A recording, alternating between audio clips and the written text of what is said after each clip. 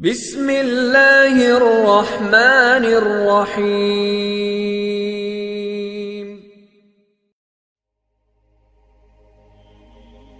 حضرت ہود علیہ السلام کا قصہ قرآن مجید اور اسلامی تاریخ میں ایک اہم اور سبق آموز واقعہ ہے۔ حضرت ہود علیہ السلام کا ذکر قرآن مجید میں 7 مختلف مقامات پر آیا ہے، اور ان کا واقعہ ہمیں اللہ تعالیٰ کے پیغام، نبیوں کی ذمہ داری اور گمراہ قوموں کی بدترین انجام کی مثال دیتا ہے۔ قوم عاد کی طاقت اور غرور۔ حضرت ہود علیہ السلام کا تعلق عرب کے ایک مشہور اور طاقتور قبیلے عاد سے تھا۔ یہ قبیلہ بہت مضبوط اور توانا تھا۔ اللہ تعالیٰ نے انہیں بہت سی نعمتیں اور وسائل عطا کیے تھے۔ قوم عاد کے افراد بہت طاقتور، قدور اور مضبوط جسم والے تھے۔ ان کے پاس وسیع و عریض زمینیں، باغات، کھیتیاں اور عالیشان محل تھے۔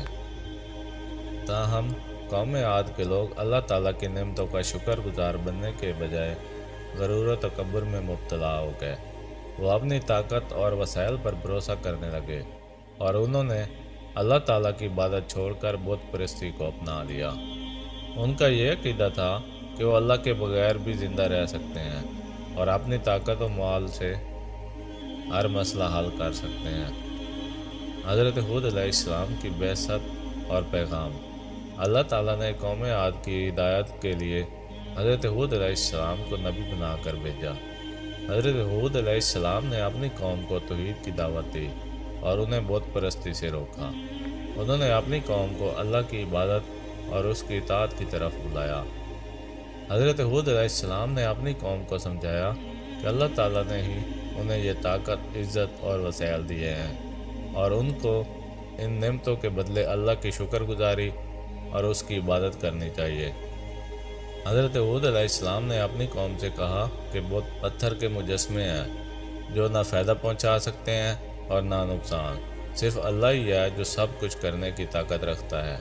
انہوں نے قوم عاد کو نصیحت کی کہ اگر وہ اللہ کی طرف رجوع کریں گے اور اس کی عبادت کریں گے تو اللہ ان کی ہر پریشانی دور کرے گا اور ان پر مزید رحمتیں نازل کرے گا۔ قوم کی نافرمانی اور سرکشی۔ حضرت ہود علیہ السلام کی مسلسل دعوت اور نصیحت کے باوجود قوم عاد نے ان کی باتوں کو ماننے سے انکار کر دیا۔ وہ حضرت ہود علیہ السلام کو مذاق کا نشانہ بناتے اور ان کا مذاق اڑاتے۔ وہ کہتے کہ اے ہود، تم کیا سمجھتے ہو کہ ہم تمہاری باتوں پر یقین کریں گے؟ تم ہمیں اپنے باپ دادا کے دین سے دور کر رہے ہو اور ہمیں بتوں کی عبادت سے روک رہے ہو، جبکہ یہی ہمارے باپ دادا کا دین تھا۔ قوم عاد نے حضرت ہود علیہ السلام کو نبی تسلیم کرنے سے انکار کر دیا اور ان پر بے بنیاد الزامات لگائے۔ انہوں نے حضرت ہود علیہ السلام کو مجنون اور گمراہ کہہ کر ان کی باتوں کو رد کر دیا۔ عذاب کی وعید۔ حضرت ہود علیہ السلام نے قوم عاد کو اللہ کے عذاب سے خبردار کیا اور انہیں بتایا کہ اگر وہ کفر اور سرکشی سے باز نہ آئے تو اللہ تعالیٰ ان پر عذاب نازل کرے گا۔ لیکن قوم عاد نے ان کی بات کو سنجیدگی سے نہیں لیا۔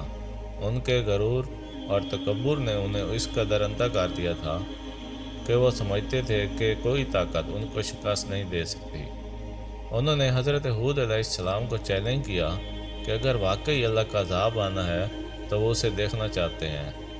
ان کے اس چیلنج اور سرکشی کے جواب میں اللہ تعالیٰ نے حضرت ہود علیہ السلام کو حکم دیا کہ وہ اپنی قوم کو آخری بار خبردار کریں، اور انہیں مزید موقع دیا گیا۔ عذاب کا نزول۔ اللہ تعالیٰ نے قوم عاد کو ایک قحط سے آزمائش میں مبتلا کیا۔ ان کے علاقے میں بارش رک گئی، کھیتیاں سوکھ گئیں اور پانی کا ذخیرہ ختم ہونے لگا۔ حضرت ہود علیہ السلام نے اپنی قوم کو نصیحت کی کہ وہ اللہ سے معافی مانگیں اور اس کی طرف رجوع کریں تاکہ اللہ ان پر رحم کرے اور بارش نازل فرمائے۔ لیکن قوم عاد نے توبہ کی بجائے اپنی سرکشی اور زیادہ بڑھا دی۔ پھر اللہ تعالیٰ نے ان پر ایک اور عذاب نازل کیا۔ آسمان پر ایک بادل نمودار ہوا جسے دیکھ کر قوم عاد خوشی سے جشن منانے لگے کہ یہ بادل ان کے لیے بارش لے کر آیا ہے۔ لیکن یہ بادل رحمت کا نہیں بلکہ عذاب کا پیش خیمہ تھا۔ اللہ نے ان پر ایک طوفانی آندھی بھیجی جو 7 راتیں اور 8 دن تک مسلسل چلتی رہی۔ اس آندھی نے قوم عاد کے مضبوط قلعے، عظیم الشان محل اور طاقتور افراد کو اڑا کر رکھ دیا۔ قوم عاد کی تباہی۔ اللہ تعالیٰ کی طرف سے آنے والی اس شدید آندھی نے قوم عاد کو مکمل طور پر تباہ کر دیا۔ وہ تمام لوگ جو حضرت ہود علیہ السلام کی نصیحت کو جھٹلانے اور اللہ کے احکامات سے روگردانی کرنے والے تھے، اس عذاب کا شکار ہو گئے۔ قرآن مجید میں اس واقعے کا ذکر کرتے ہوئے اللہ تعالیٰ فرماتا ہے کہ ہم نے ان کو زمین پر ایسے گرا دیا کہ جیسے وہ کھجور کے کھوکھلے درخت ہوں۔ قوم عاد کی عظیم سلطنت، ان کا غرور اور طاقت، سب کچھ اس طوفان کے سامنے ختم ہو گیا۔ حضرت ہود علیہ السلام کی نجات۔ اللہ تعالیٰ نے حضرت ہود علیہ السلام اور ان کے ماننے والوں کو اس عذاب سے محفوظ رکھا۔ یہ اللہ کی سنت ہے کہ وہ ہمیشہ اپنے نیک بندوں اور اپنے نبیوں کو محفوظ رکھتا ہے، چاہے اس کے عذاب کی شدت کتنی ہی کیوں نہ ہو۔ حضرت ہود علیہ السلام اور ان کے ساتھی عذاب سے بچ گئے اور انہوں نے اس عذاب کو دیکھ کر اللہ کا شکر ادا کیا۔ اس واقعے سے حاصل ہونے والے اسباق۔ حضرت ہود علیہ السلام اور قوم عاد کا واقعہ ہمیں کئی سبق دیتا ہے۔ نمبر 1، اللہ پر بھروسہ اور شکر گزاری۔